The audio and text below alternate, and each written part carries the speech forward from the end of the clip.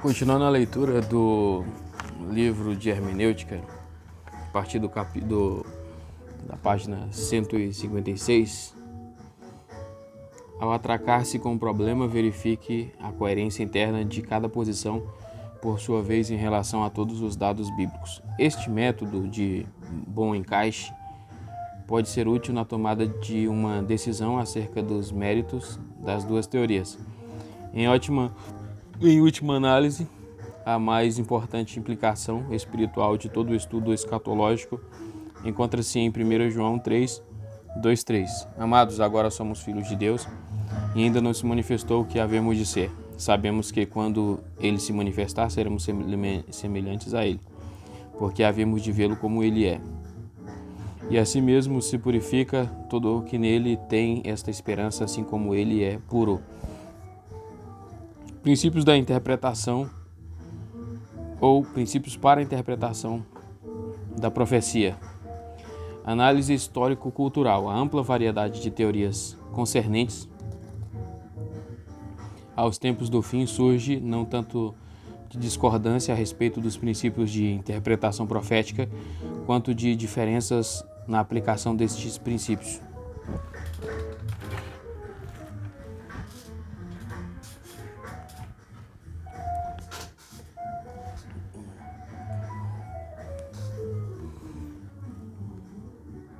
Quase todos os comentaristas concordam em que uma cuidadosa análise histórico-cultural constitui um requisito indispensável para a compreensão exata de uma profecia. Permanece como o primeiro passo decisivo a determinação da identidade de todos os nomes próprios eventos, referências geográficas e assim por diante. Mesmo quando tais referências são usadas simbolicamente, como muitas vezes ocorre com a cidade de Babilônia, o conhecimento da cidade histórica de Babilônia proporciona importantes indícios acerca de seu significado simbólico.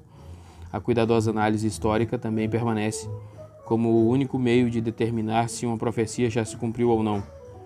Não menos importante é a análise dos costumes culturais pertinentes. Análise lexo-sintática, um cuidadoso estudo do contexto, às vezes revela se o autor tensionava que suas palavras fossem entendidas literalmente, simbolicamente ou analogicamente. Todavia, ainda assim, a tarefa de interpretar pode ser difícil, conforme observa Gilles Lestone. O que faz a linguagem da profecia tão vívida e, não obstante, difícil, é que ela é sempre mais ou menos figurativa. É poesia em vez de prosa, é abundante em vez de palavras e expressões peculiares que, em geral, não se encontram nos escritos em prosa da mesma data. É rica de alusões à vida contemporânea e à história passada, algumas das quais são decididamente obscuras. As ações nela registradas às vezes são simbólicas, às vezes típicas. O presente, o passado e o futuro, o declaratório e o preditivo, todos se combinam e se fundem num só. O curso dos indivíduos, a ascensão, a queda das nações, as perspectivas do mundo em geral são todos rapidamente retratados em linguagem realística. As palavras que foram traduzidas do hebraico, do aramaico ou do grego podem possuir um conjunto de denotações que difere significativamente das palavras primitivas. Temos um exemplo disto altamente aplicável ao estudo da profecia, que é a palavra cumprir ou cumprimento. Nas línguas bíblicas, este conceito assume uma variedade de significativos, incluindo, primeiro, inferir as implicações plenas de alguma coisa, Mateus 5,17, versículos 18 e 48. Segundo, término de um tempo fixado, Marcos 1,15, Lucas 21, 24. 3. Satisfazer um pedido ou desejo, Ester 5,8, Salmo 145, 19, Provérbios 13, 19. 4. Levar a cabo o que foi prometido, Levítico 22, 21. 5. Conformar-se a uma exigência ou a ela obedecer, Gálatas 5,14, Tiago 2,8, Mateus 3,15. 6. Correspondência de frases, ilustrações ou eventos entre o período histórico e outro. Entre um período histórico e outro. Mateus 2,23, Isaías 11,1, Jeremias 31,15, Mateus 1, 17, 18, Isaías 9, 1 ao 2, Mateus 4, 13 e 16. Evidentemente, aplicar as denotações da palavra cumprir as suas ocorrências no texto bíblico resultará às vezes numa interpretação que seu autor não tinha em mente. Análise teológica. Para o estudante interessado em profecia, geralmente há muitas passagens paralelas que devem ser consultadas. Algumas vezes tais passagens ocorrem no mesmo livro, como nos casos em que a profecia é dada em ciclos. Com frequência, outros profetas falaram sobre o mesmo tópico, preenchendo detalhes adicionais que não constam na passagem em estudo. Análise literária. Uma vez determinado que a passagem é profética ou apocalíptica, aumenta a probabilidade de alusões simbólicas e analógicas. Os conceitos de predição progressiva, de comprimento evolutivo e de contração podem ser aplicados à compreensão do texto quando conveniente.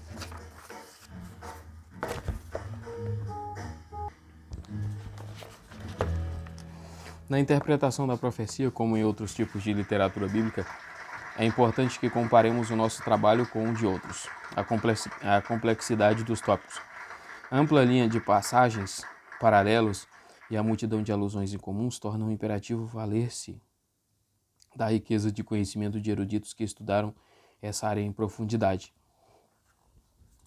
Resumo. Foram neste capítulo estudados os seguintes passos para a interpretação dos tipos e da profecia. Primeiro, tipos, análise histórico-cultural e contextual, determinar o significado do tempo e da cultura tanto do tipo como do antítipo. Análise léxico-sintática, seguir os mesmos princípios adotados em outras formas literárias. Do outro lado, profecias e escritos apocalípticos. Na análise histórico-cultural e contextual, determinar a situação histórica específica que cerca a composição do escrito, estudar a história interveniente para ver se a profecia foi cumprida ou não. E 2, a análise léxico-sintática, esperar que mais palavras sejam empregadas em sentido simbólico e analógico. Nos tipos, o 3, análise teológica, pesquisar o texto quanto aos pontos de correspondência entre o tipo e seu antítipo à medida que se relacionam com a história da salvação. Nas profecias e escritos apocalípticos, no 3, é análise teológica, estudar passagens paralelas ou outros ciclos dentro da mesma profecia para obter mais informação.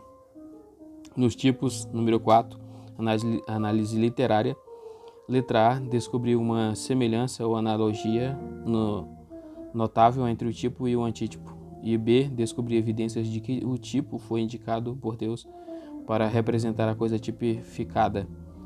Número 4, análise literária da profecias e escritos apocalípticos. Letra A, estar cônscio de que o estilo é geralmente figurativo e simbólico. Estar cônscio de que o estilo é geralmente figurativo e simbólico. E B, estar atento a elementos sobrenaturais como informação comunicada pela proclamação de anjos por visões ou por outros meios sobrenaturais. Nos tipos, na letra C, determinar o ponto ou pontos de correspondência entre o tipo e o antítipo, pessoas, eventos e instituições, ofícios ou ações típicos. Na profecia e escritos apocalípticos, letra C, é observar a ênfase ao mundo invisível que está por trás da ação do mundo visível. Nos tipos, letra D, notar, tipos análise literária, letra D, notar os pontos importantes de diferença entre o tipo e o antítipo. E a análise literária da profecias e escritos apocalípticos, letra D, é acompanhar a ação até sua conclusão usual por uma soberania intervenção de Deus. Letra E, investigar se a passagem é parte de uma predição progressiva, se é passível de cumprimento evolutivo ou se inclui contração profética. Aí tipos, tipos, número 5.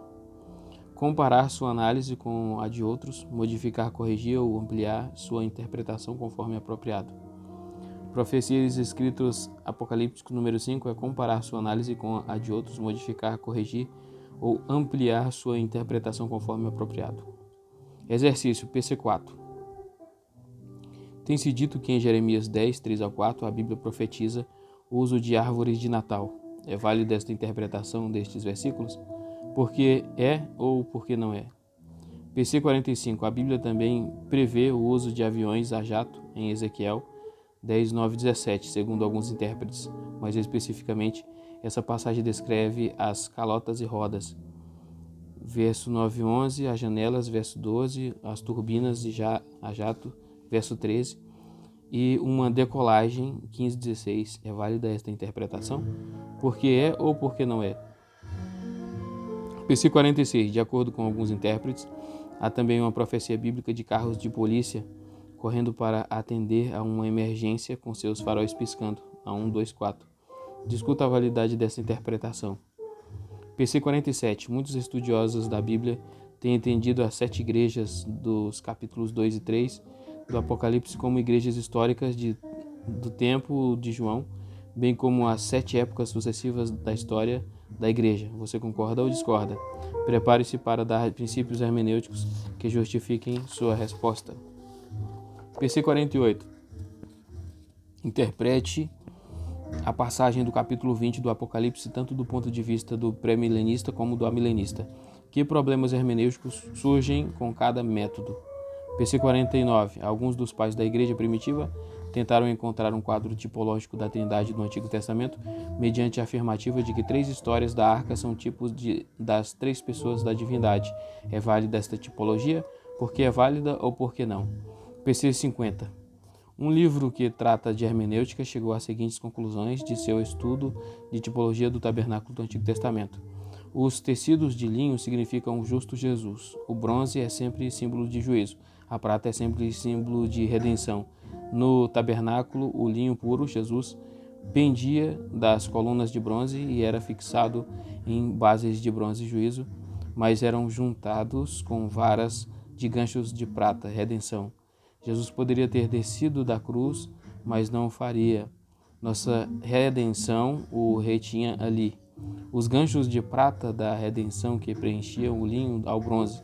É válida esta tipologia? Por que sim ou por que não? PC 51. O mesmo texto de hermenêutica insiste nos seguintes pontos com relação ao significado das peles de animais marinhos, Êxodo 26, 14. O fato de que essas peles não eram muito agradáveis aos olhos é típico do fato de que ele não tinha aparência nem formosura. Do lado de fora, as pessoas só podiam ver a coberta exterior de peles. Para se ver o belo linho, era preciso estar dentro.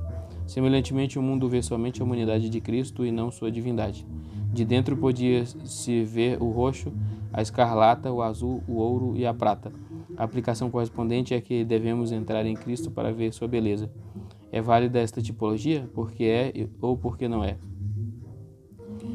PC 52. Um ministro pregou uma mensagem baseada em Ezequiel 37, a visão dos ossos secos.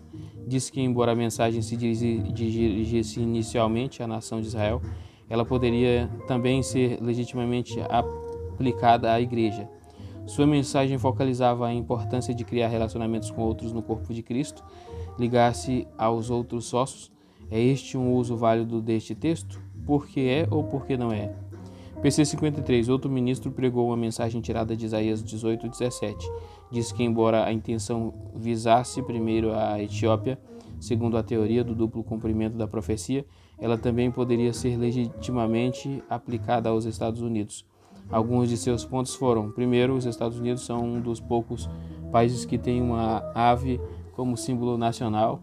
E 2, descreve os Estados Unidos como uma nação forte e poderosa. 3, refere-se ao hasteamento da bandeira norte-americana na Lua. E 4, o versículo 5 adverte-nos de que o juízo está vindo para os Estados Unidos.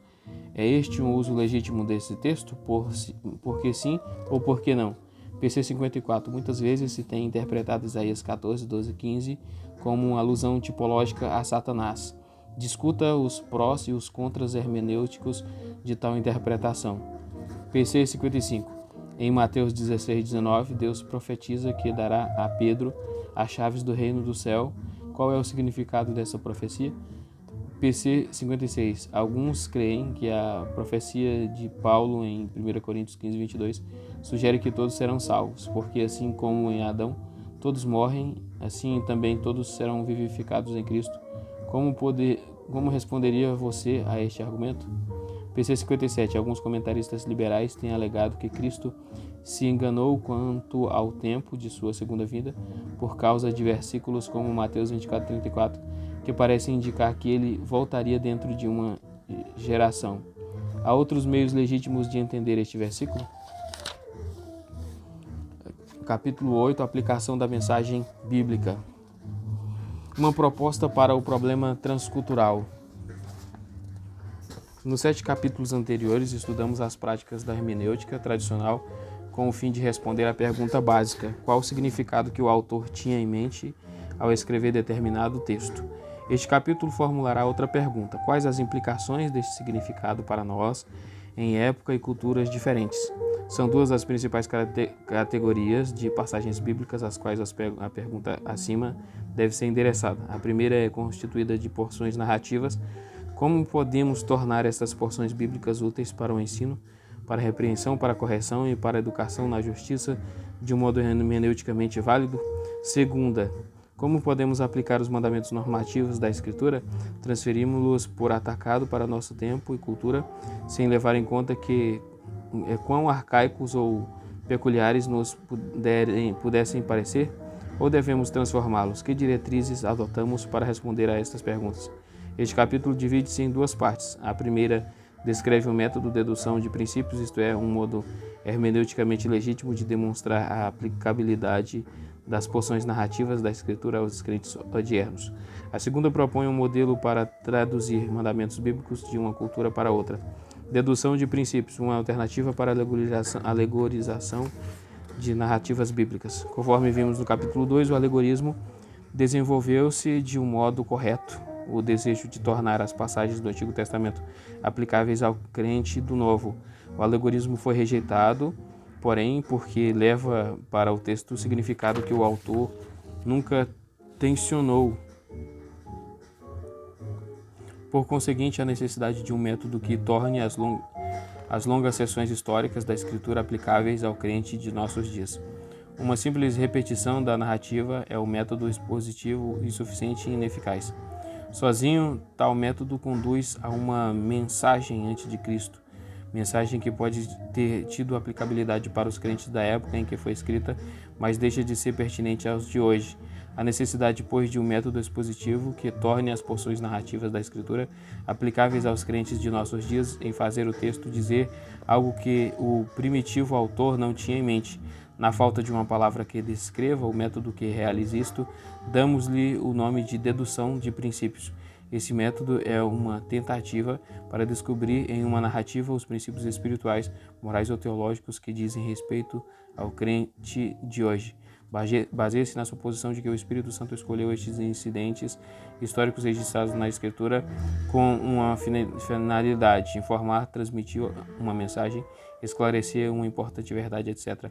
Trata-se de um método que tem como objetivo tentar entender uma história de tal modo que possamos reconhecer o motivo primário por que foi incluída na Escritura, bem como os princípios que ela pretendia ensinar. Diferente da alegorização, que há uma história, diferente da alegorização que dá a uma história novo significado, atribuindo aos seus detalhes significação simbólica que o autor não tensionava dar. A dedução de princípios busca derivar seus ensinos de uma cuidadosa compreensão da própria história.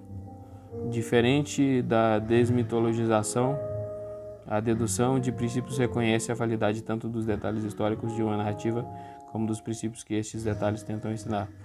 Metodologicamente, o sistema é o mesmo da exegese de qualquer passagem bíblica. Observam-se cuidadosamente as circunstâncias históricas e os costumes culturais que iluminam o significado de variações, ações e mandamentos. Não, de várias ações e mandamentos. Estuda-se a finalidade do livro em que a narrativa ocorre, bem como o contexto mais estreito das passagens imediatamente precedentes e seguintes à seção em exame. Também examina-se o estado do conhecimento teológico e o compromisso. Depois de realizado tudo isso, o intérprete está, pois, em posição de entender o significado da narrativa em seu ambiente de origem. Por fim, com base neste entendimento e usando um processo de dedução, o intérprete procura articular o princípio ou princípios exemplificados na história, princípios que continuam a possuir aplicabilidade ao crente odierno. Examinaremos duas narrativas para esclarecer este processo de deduzir princípios. Exemplo número 1, o fogo estranho de Nadab e Abiú, Levítico 10, 1-11. A história de Nadab e Abiú é interessante não só por causa de sua brevidade, mas também pela severidade e singularidade do juízo que trouxe sobre eles. Ela desperta a curiosidade porque não se vê de imediato o que era o fogo estranho, nem porque trouxe reação tão rápida e poderosa da parte de Deus. Ações da narrativa. Arão e seus filhos acabaram de ser consagrados ao sacerdócio, Levítico 8, depois de ordenar que o fogo ardesse continuamente sobre o altar, 6:13. Deus confirmou a oferta sacrificial de Arão por si e pelo povo, acendendo o fogo miraculosamente, 9:24. Nadab e Abiú, os dois filhos mais velhos de Arão, tomaram fogo estranho e fizeram uma oferta de incenso ao Senhor. De imediato o fogo do Senhor os feriu de morte. Moisés profetizou e a seguir deu ordens aos parentes de Arão que tirassem do acampamento os corpos de Nadab e Abiú. Arão e seus filhos restantes, que também eram sacerdotes, receberam ordens para não demonstrar as tradicionais expressões de luto, desgrenhar os cabelos e rasgar as vestes, embora os parentes tivessem permissão de fazê-lo. Então o Senhor deu a Arão 3 ordens. Levítico 10, 8-10. Primeiro, nem ele, nem outro qualquer de seus descendentes sacerdotes deviam tomar bebidas fermentadas antes de entrar para o exercício de seus deveres sagrados. Número 2, deviam diferenciar entre o santo e o profano, entre o imundo e o limpo. 3, deviam ensinar ao povo todos os estatutos do Senhor. Significado ou sentido das ações, análise histórico-cultural. Israel acabara de sair da adoração idólatra, mas continuava rodeado de cultuadores idólatras. Havia um constante perigo de sincretismo, isto é, de associar o culto ao verdadeiro Deus com as práticas do culto pagão. Análise contextual. Este era o dia de investidura de Arão e de seus filhos como iniciantes do sacerdócio levítico. Suas ações seriam, sem a menor dúvida, consideradas como precedentes para os que viessem depois. De igual modo, a aceitação ou rejeição dessas ações por parte de Deus influiria sobre os futuros desenvolvimentos do próprio sacerdócio e das atividades sacerdotais. Análise léxico-sintática e teológica. Quase todas as religiões antigas, incluindo o judaísmo, consideravam fogo como símbolo divino. Explica-se o fogo profano ou estranho que Nadab e Abiú ofereceram como fogo que Deus não lhes havia ordenado oferecer. Versículo 1. Uma expressão semelhante encontra-se em Êxodo 30.9, onde o incenso que não fora preparado segundo as instruções do Senhor é chamado de incenso estranho.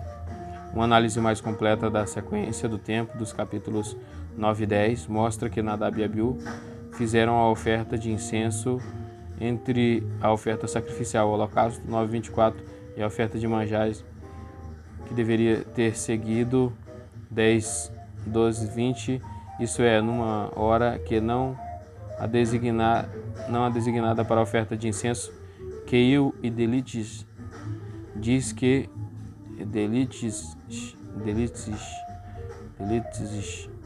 dizem que não é improvável que Nadab e Abiú tensionavam associar-se aos gritos do povo como uma oferta de incenso para o louvor e glória de Deus, e apresentaram a oferta de incenso não só numa hora imprópria, mas não preparada de fogo do altar.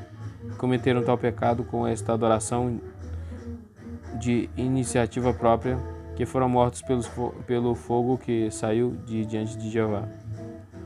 O fogo do Deus Santo, Êxodos 14:18, que acabara de santificar o serviço de Arão como agradável a Deus, trouxe a destruição aos seus 2 filhos mais velhos, porque não haviam santificado a Jeová em seus corações, mas haviam eles próprios assumido a responsabilidade de um serviço rebelde. Essa interpretação é ademais confirmada pela profecia de Deus a Arão, por intermédio de Moisés, imediatamente depois de o fogo haver consumido Nadab e Abiú. Isso é o que o Senhor disse: mostrarei a minha santidade naqueles que se cheguem a mim, e serei glorificado diante de todo o povo.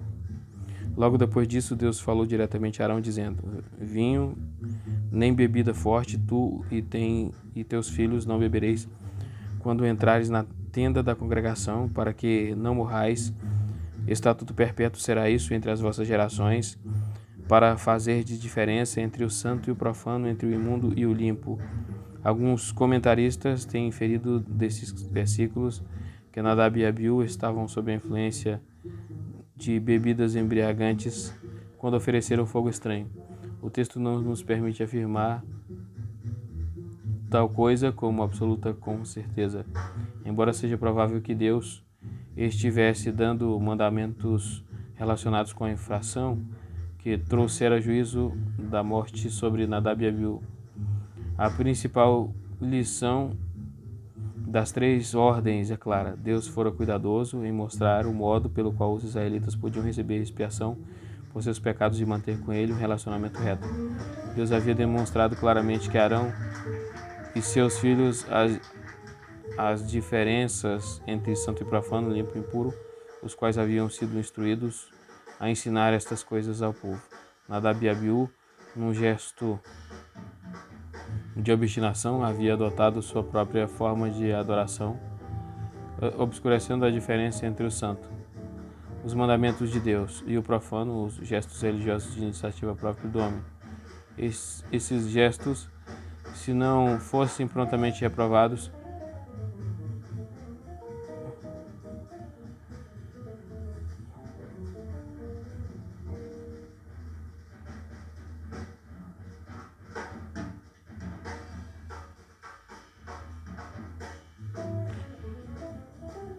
podiam facilmente conduzir à assimilação de todos os tipos de práticas pagãs pessoais no culto a Deus.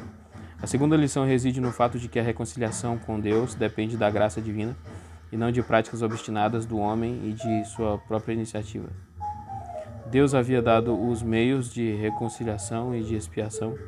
Nadab e Abiú tentaram acrescentar algo aos meios divinos de reconciliação. Como tal, eles continuam como exemplo a todos os povos e religiões que colocam suas próprias ações no lugar da graça de Deus como meio de reconciliação e aplicação. Reconciliação e salvação, né? Aplicação. Deus é o iniciador de sua misericórdia e graça na relação divina-humana. Cabe-nos a responsabilidade de aceitar esta graça. Os crentes, especialmente os que se acham em postos de liderança dentro da comunidade cristã, têm uma responsabilidade oriunda de Deus de ensinar com todo cuidado que a salvação vem pela graça de Deus e não por via das obras do homem, e a defensar entre santo e o profano. Crer e atuar como se fôssemos os iniciadores e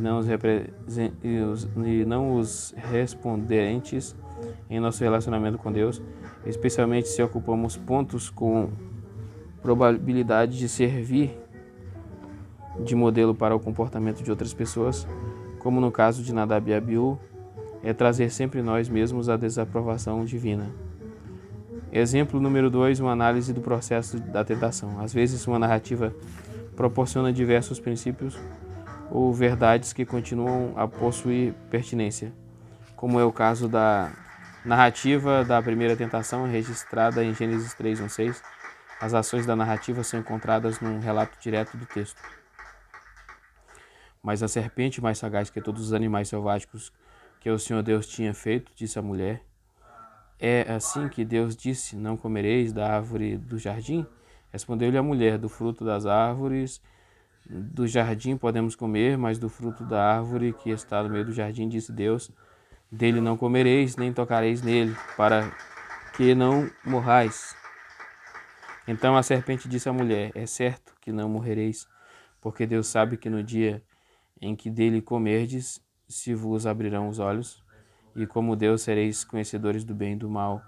Vendo a mulher que a árvore era boa para comer, agradável aos olhos, e árvore desejável para dar entendimento, tomou-lhe do fruto e comeu, e deu também ao marido, e ele comeu. A importância das ações. A tentação de Eva por Satanás pode ser conceitualizada em 6 passos. Passos que podemos ver na tentação de Satanás aos crentes de nossos dias. O passo número 1 encontra-se no primeiro versículo. O hebraico pode ser parafraseado da seguinte forma: ora, a serpente era mais matreira do que qualquer criatura selvagem que o Senhor Deus tinha criado. Ela disse à mulher: é verdade que Deus proibiu vocês de comer de todas as árvores do jardim? Qual é a dinâmica desta passagem? Por que Satanás fez tal pergunta? Obviamente ele sabia o que Deus havia dito a Adão e Eva. Do contrário, ele não poderia ter feito uma pergunta dessas. Além do mais, deliberadamente, ele distorceu o que Deus havia dito. É verdade que Deus proibiu vocês de comer de todas as árvores do jardim? O ardil de Satanás era óbvio. Ele queria que Eva desviasse os olhos das coisas que Deus lhes havia dado para desfrutar e os concentrasse na única coisa que Deus havia proibido. Com toda a probabilidade, havia 1000 coisas agradáveis que Eva poderia ter feito no jardim. Mas agora toda a sua atenção se concentrava na única coisa que ele não podia fazer. Este primeiro passo podemos chamar de maximizar a restrição. Eva estava agora preparada para o próximo passo de Satanás. Eva estava preparada para o próximo passo de Satanás. Em resposta à declaração de Eva de que Deus disse que comer do fruto, em resposta à declaração de Eva de que Deus disse que o comer do fruto da árvore resultaria em morte, Satanás declarou com atrevimento: é certo que não morrereis. Os resultados de tal ação realmente não seriam tão maus conforme Deus havia dito. A isto podemos chamar de minimizar as consequências do pecado. De 2 modos, Satanás minimizou tais consequências. Primeiro, dizendo a Eva que as consequências do pecado não seriam tão más como foram declaradas. E segundo, finalmente, concentrando a atenção da mulher sobre a árvore de modo tão completo que ela se esqueceu inteiramente das consequências. O terceiro passo que Satanás deu podia chamar-se de dar novo rótulo à ação. No versículo 5 ele diz: porque Deus sabe que no dia em que dele comerdes, se vos abrirão os olhos, e como Deus sereis conhecedores do bem e do mal. Aqui Satanás lançou a suspeita na mente da Eva de que não era porque o fruto da árvore fizesse mal a ela que Deus havia proibido comê-lo, mas porque ele não desejava que ela fosse igual a ele. Satanás foi hábil em tentar remover sua tentação da categoria de pecado, dando-lhe um novo rótulo. Neste caso particular, o comer do fruto foi rerotulado como um modo de ampliar a consciência, o conhecimento de Eva. Ela se tornaria uma pessoa mais completa se o experimentasse. Antes disso, Eva havia pensado no ato proibido como desobediência. Agora ela o vê como uma necessidade se quiser tornar-se uma pessoa completa e madura. Satanás não perdeu um instante sequer para acrescentar outro aspecto à sua tentação. Aspecto que se pode chamar de misturar o bem com o mal. O versículo 6 diz: vendo a mulher que a árvore era agradável, a isto podíamos dar o nome de misturar o pecado com a beleza. A tentação muitas vezes vem com a forma de algo belo, algo que apela para os nossos sentidos e desejos. Com frequência é necessário pensar 2 vezes antes de percebermos que o objeto ou o alvo belo, na realidade, é pecado disfarçado. Neste incidente, Eva falou em discriminar entre bonito pacote entre o bonito pacote e seu conteúdo pecaminoso. Finalmente, Eva deu o sexto passo. A narrativa diz que ela viu que a árvore era boa, desejável para dar entendimento. Em essência, ela engoliu a mentira do diabo. Este passo pode denominar-se má interpretação das implicações. Conquanto possa este parecer um ponto menos significativo no processo de interpretação, talvez seja mais o decisivo. Com efeito, ao aceitar a declaração de Satanás, Eva estava chamando a Deus de mentiroso, muito embora ela não tivesse percebido tais implicações. Ela aceitou a Satanás como verdadeiro e a Deus como mentiroso. Ao comer ao fruto, ela estava implicitamente afirmando sua crença em que Satanás estava mais interessado no bem-estar dela do que Deus. O render-se à tentação implica que ela aceitava a análise de Satanás concernente à situação e não a de Deus. Aplicação. Muitas das mesmas dinâmicas da tentação de Eva estão presentes nas tentações com que Satanás ataca o crente hoje. Com apenas ligeira introspecção, suas táticas de maximizar a restrição, minimizar as consequências da novo-rotulação, misturar o bem e o mal, misturar o pecado com a beleza, podem com frequência encontrar-se operando em nossas vidas. Diretrizes para a dedução de princípios. Primeiro, essa dedução focaliza os princípios implícitos no relato, aplicáveis através dos tempos e das culturas. Os detalhes podem variar, mas os princípios permanecem os mesmos. Satanás pode continuar a tentar nos maximizando a restrição, mas não é provável que o faça utilizando-se de uma árvore frutífera. Ao derivar o significado de uma narrativa como base para deduzir princípios, o significado deve sempre desenvolver-se a partir de uma cuidadosa análise histórica e léxica. O significado deve ser aquele que o autor tinha em mente. Número 3. De uma perspectiva teológica, o significado e os princípios derivados do relato devem estar em consonância, com todos os demais ensinos da Escritura. Um princípio dedutivo extraído de uma narrativa que contradiz o ensino de outra passagem bíblica não é válido. Número 4. Os princípios derivados por este método podem ser normativos ou não normativos. Por exemplo, é válido dizer que Satanás às vezes emprega os métodos acima para